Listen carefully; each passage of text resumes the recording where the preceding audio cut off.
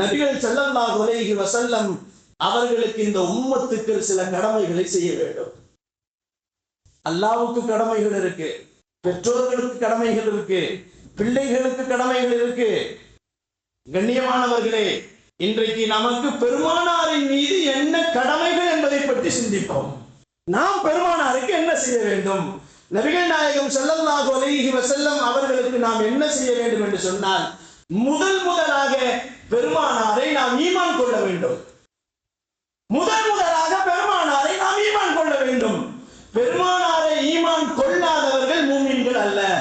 முதல் ஹதீஸே நான் சொன்னேன் உங்களுக்கு.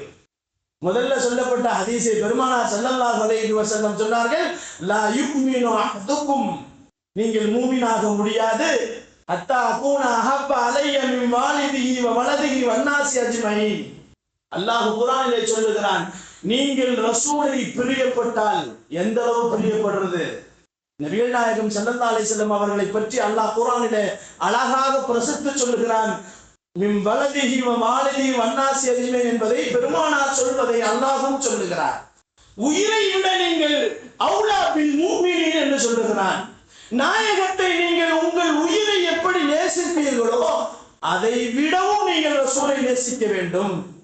உயிர் போனாலும் பிரச்சனை இல்லை, என் ரசூலின் மீது ஒரு கல் பட்டு விடக்கூடாது, என் ரசூலின் மீது ஒரு முள் பட்டு விடக்கூடாது, என் ரசூலின் மீது ஒரு சொல் பட்டு விடக்கூடாது என்று யார் இருக்கிறார்களோ அவர்கள்தான் உண்மையான மூமின்கள். லா யுக்மினு அஹதுக்கும், அப்படி இல்லாதவர்கள் யாருமே மூமின்கள் இல்லை.